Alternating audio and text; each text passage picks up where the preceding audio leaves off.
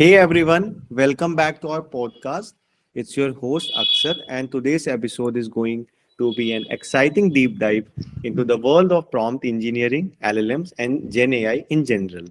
We have got a fantastic guest lined up for you today.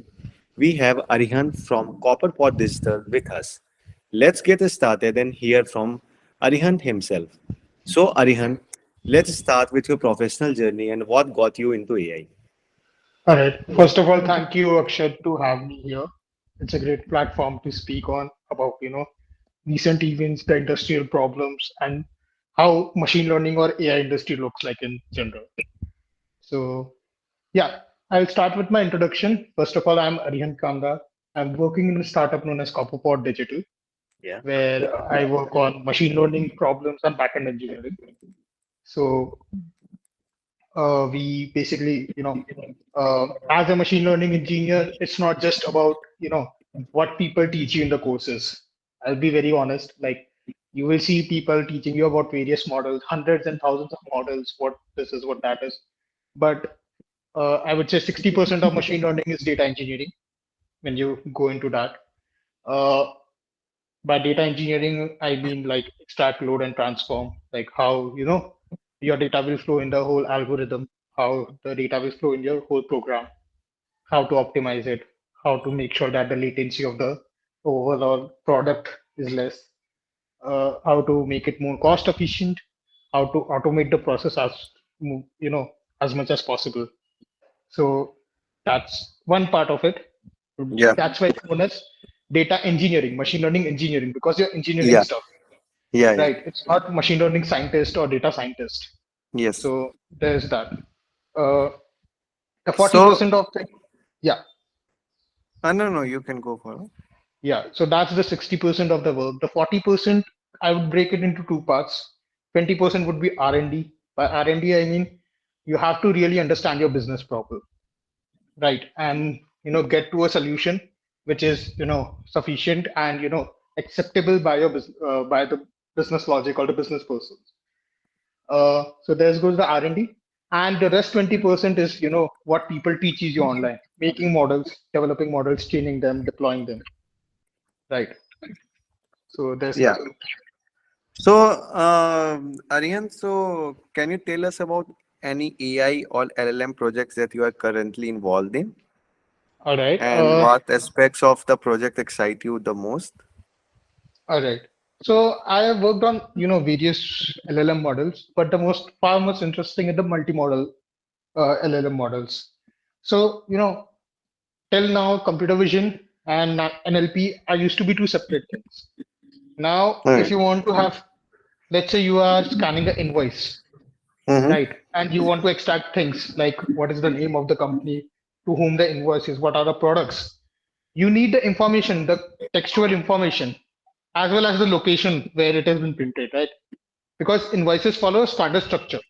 Not, I'm not telling all the invoices look same, but they have a standard structure. I'm just giving an example. Like you will have the company name, and there would be a table where all the items would be listed, and then at the last there would be a total, right? Yeah. So you need both image as well as the textual information. So that's what multimodal is.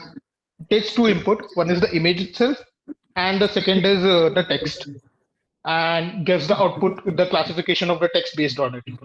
So if you one of the most famous multimodal model out there is Layout LM. There are two versions of it: Layout LM1 and Layout LM2. I Okay. worked on both, but Layout LM2 is something like far more superior. There's also Layout LM3, but Okay. again, as I said, it was a overkill for a business solution, so I didn't go for it. But yeah, Okay. something to check it out. Okay. Have you tried on any projects like using these LLMs? Any side project as well, if you have tried upon? Uh, Yeah. So I used to do web scraping a okay. lot, Okay. uh, mostly on financial data because I like the stock market, how the sentiments are there, Nice. Nice. right? So what I Yeah. used to do is Yahoo Finance and this moneycontrol.com, the best website to get all the news which you want, Yes. right? If you go to a stock, like just try it out. If you go Yeah. to a stock, there is something like a comment section where all the negative reviews and positive reviews are there. कि ये stock और 50 point ऊपर जाएगा, something like Mm-hmm. that. So Mm-hmm. you can really scrape those news easily. Okay. Just using some Python packages like Scrapey or Selenium, you can Okay. scrape those, and you can give like what are the positive impacts, what are the negative impacts. There are few models online also for especially fine-tuned BERT for finance data. Then there is something like Amazon reviews.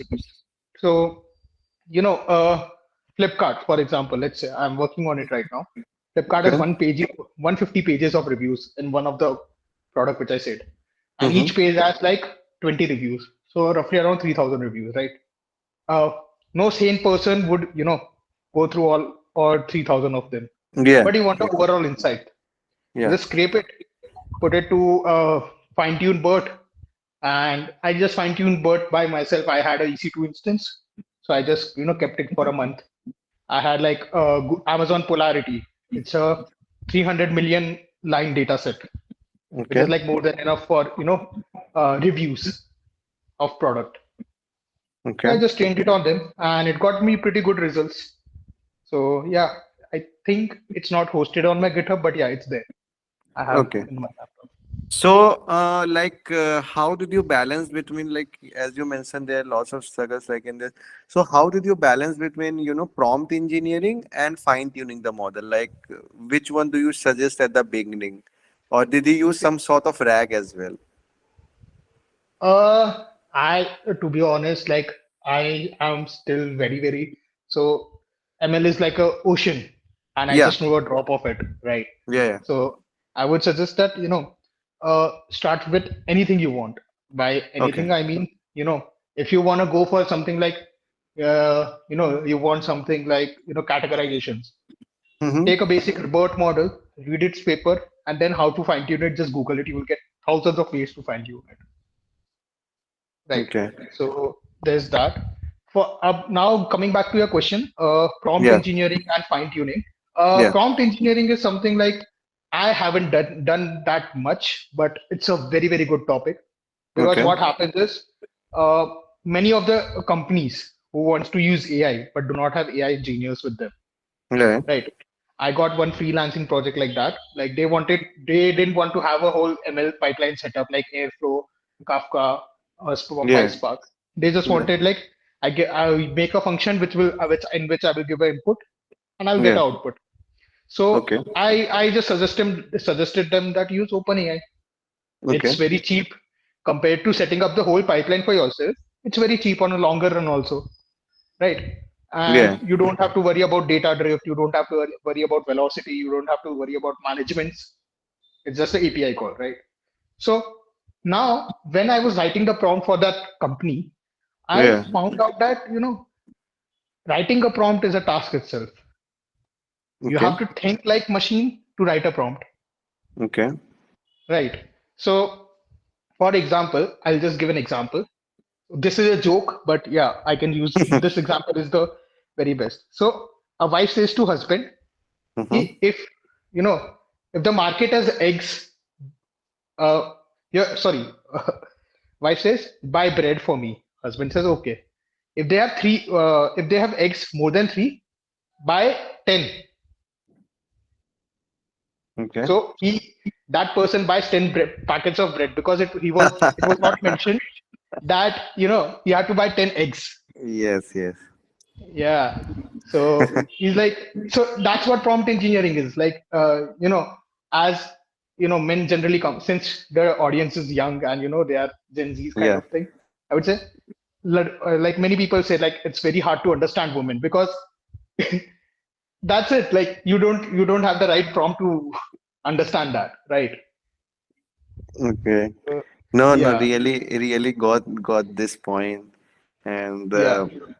yeah, and so like as you mentioned, like you train your model, okay. Hmm. So like, do you have any idea? So like in most of the scenario, the model, like while we are training it or while we are preparing the data or while we Hmm. are drawing the inference, like how do Hmm. you evaluate the model? Like most of the evaluation are based on manual like ground truth. How do Mhm. you evaluate? What is the evaluation framework like you have used in your career? Okay, so for when you are making a POC, proof of concept projects, Yeah, right? What happens is like you have to do everything manually yeah, because it's a proof of concept. It may go live, it may not go live. You are likely to fail more than what you are likely to pass, sure, right? sure. Yeah. So there's that. Now, when it comes to production, nobody, no developer in the world will want to give efforts, every week to get the inferences out. So people have pipeline set up. So that's where data engineering comes in. That's when the 60% of your effort goes, which I was telling about. You know, Okay. uh, for example, I'll say the airflow. So what airflow does is you can set a job. By a Okay. job, I mean, for example, if you want to run a job daily, so you will set a time at what time you want to run that job, and what do you want to do in that job. Okay. So job is like a function. So what Airflow does is, like, I'll give you a very layman explanation. What Mm-hmm. Airflow does is it will run a job at that Mm-hmm. particular time every night. Like for example, I set it at 12 midnight.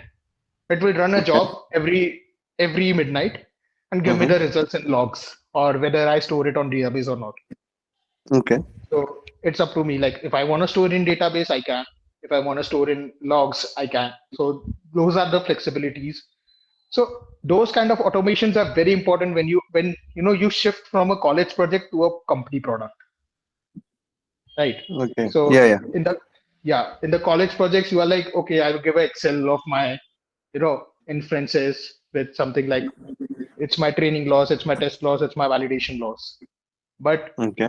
when you are making a product which in which the company has invested like thousands of rupees or lakhs of rupees, you have Mm-hmm. to get more proof than that. You have to show that there's a data drift. We need to retrain the model on the data existing with us.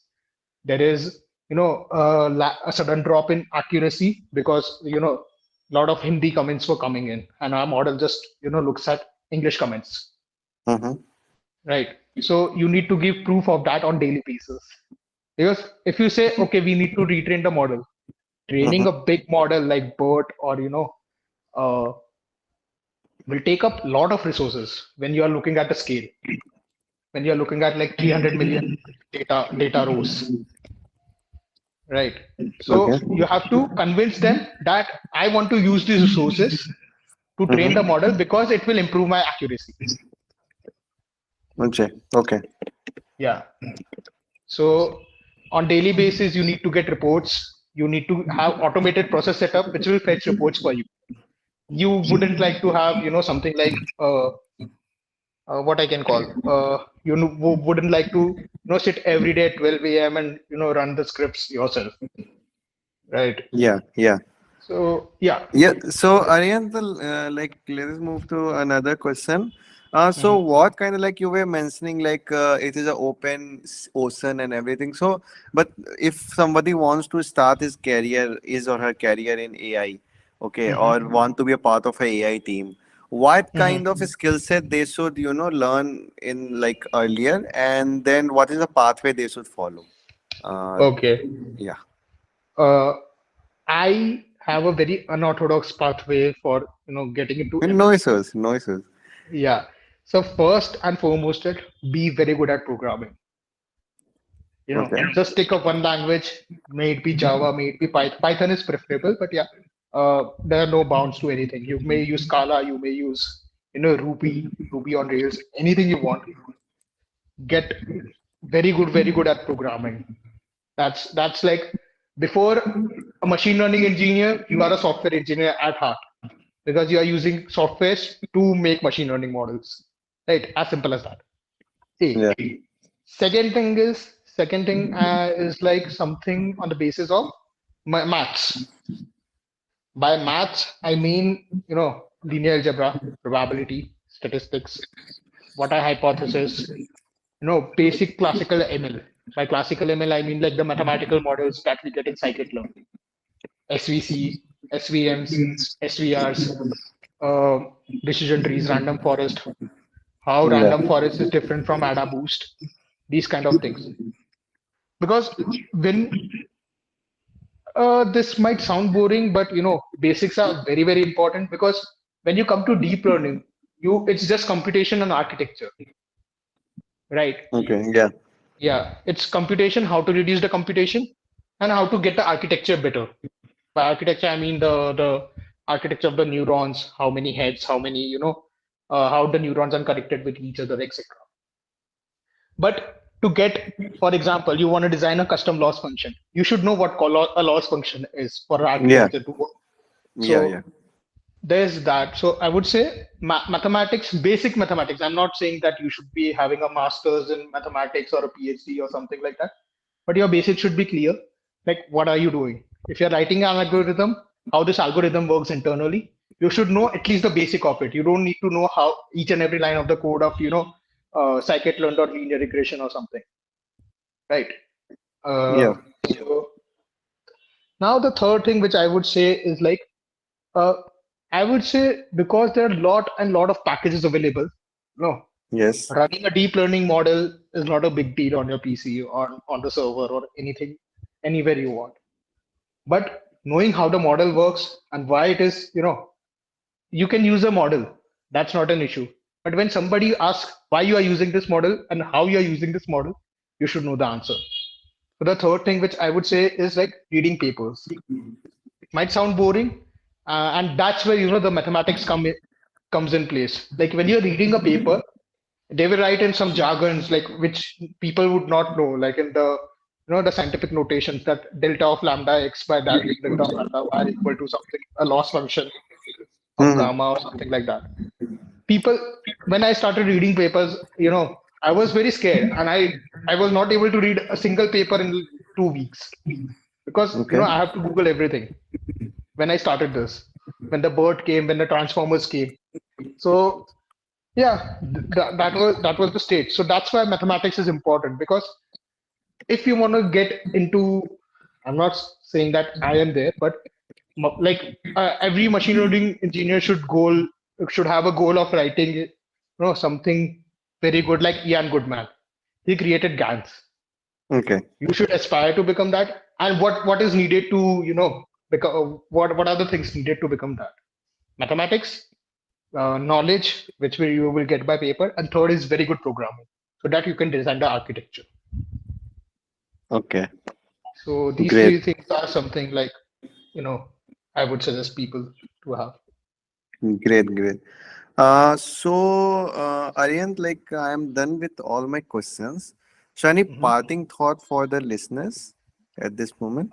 Uh, few things which I would say, like which I faced that which is a bit personal for me, is like Okay. uh, though all of these things would like interesting, ultimately Mhm. you need a job.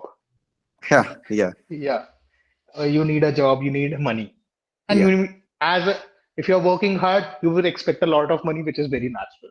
By a lot of money, I mean like money that is offered in fan companies like Google, Amazon, Meta, and something like that.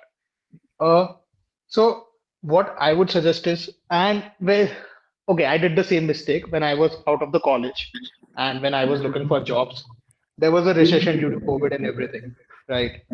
So I had few internships under my belt, like ISRO and everything. I worked at ISRO. I worked in UK for a company. Okay. So uh, when I looked at, there's a data scientist opening at Google, Uber, or Meta. Mhm. They are like, we need 3 years of experience, right? And that's where 99% of people will get disheartened. Now, I was very upset about this. Like, okay, for the entry level also, we require like 3 years of experience, like applied scientist one, or data scientist one, or machine learning engineer one, or software engineering machine learning level one.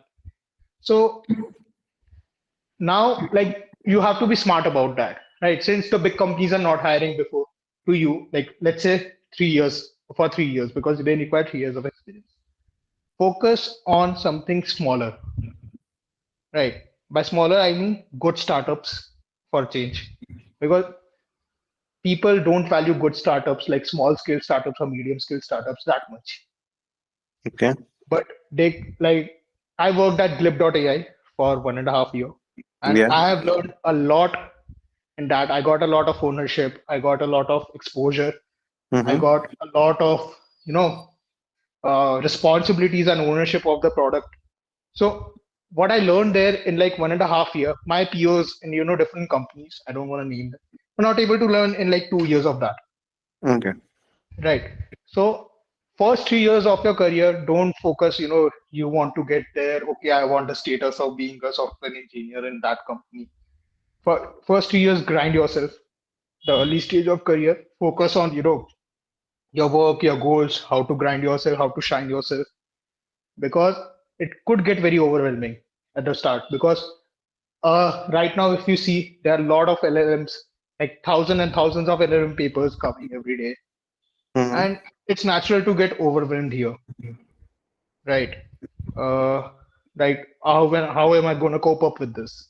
How am I going Yeah. to learn so much? And the volume is increasing day by day. Yeah. And with the current trend in AI, I would say trend, but AI is going to boom, and people have seen how AI is going to affect us, right? So AI, you can't run away from it, right? You need to make peace with it, that you would not have like all the knowledge in the world, but you would have good knowledge in something, and you can grind that to a very good level. Because that's what I guess is called as imposter syndrome, right? Yeah. Yeah. Like, oh my god, I don't know nothing. Because just because you don't know how this model works, this Mm-hmm. is going to be there for like initial years or initial start of the career, because that's how it is. That's how humans are made. So don't get disheartened by that. uh there are a lot of challenges, like freshers are not given good chances. Luckily, when I started like full-time employment, I had like 3 internships under my belt. So I was considered as, okay, we can train him, and we can have him in our team. Now when it comes to freshers, not many people take freshers, especially MNCs in the field of ML. Because again, as you said, ML is a trend now. Yeah. Everybody, like, a person will use a chat GPT, sorry, OpenAI API, and say that he's a ML engineer. That has happened. I have also seen that. You might have also seen it, right, Akshay? Yeah. Yeah. Yeah. So that's the only reason why they don't take freshers. But because it's like koile mein heera dhoondna. They Yes. don't wanna scan through like thousand of people just to get one person who is a gem. Okay. So don't get disheartened by that. If you are a student, work hard. There are a lot of internships opportunities you will get, even if it's like, even you feel that okay, this internship is not good enough, take the leap of faith. It might turn out to be the best thing ever. I took the leap of faith with ISRO, and that turned out to be the best thing ever. Right. Yeah. So things like that. If you're a student, work on it. If you're a working profession, start. You know, you already have software engineering skills, right? You just have to get the basic knowledge of ML. Yeah. So start reading papers, start studying mathematics, because that is something which is very underrated in machine learning, right? If you go to big interviews, like a big companies interview like Amazon, they will ask you ML algorithms and what have you worked on, but they Yeah. will definitely ask you about probabilities, about number theory, about expectations, about basic statistics, like what is hypothesis. Mark my words, they are going to ask you, because they need someone who knows the basics, because this implies that he's able to grasp things, he's not jumping the guns, Okay. right? Yeah. So Yeah. That happens. Actually, they want to have, that your basics are clear and you are ready to take the next step. Like your yeah, one foot is in the past and one is in the future. exactly. Yeah. So they don't want to see that all the recent papers, or you are implied that. Obviously, that adds, and that's very good of you. But that's not mandatory. Mandatory is knowing your basics, knowing your ground, how ML works. Because when somebody asks what's the difference between ML and AI, I would say ML is a box which is in gift wrapper that becomes AI. And what's different between statistics and ML? Statistics is a box which is gift wrapped and known as ML, Yeah. right? Yeah. Yeah. Because at the end of the day, what we are doing some optimizations. No matter wherever you are, whether it be deep learning, whether it be classical learning, whether it be simple as simple linear integration. We are doing Yeah. a basic optimization. So all that boils down to that. Okay. Yeah. Yeah. So Arihant, I think we have said, and for our folks, that's all for today. All right. Thank you, Arihant, for giving us your time and walking us through your journey in your professional career, and also Mhm. showing the doors for the young generation on how to approach AI and not just have a sheep following, a blind following in this, you know, new era of AI. So Exactly. yeah, so folks, if you have any question, do leave on the comment section, and I will reach out to Arihan to get your answers. And yeah, that's all for today. Thank you. Perfect. Thank you, Akshat, for being a wonderful host. Thank you, Arihan.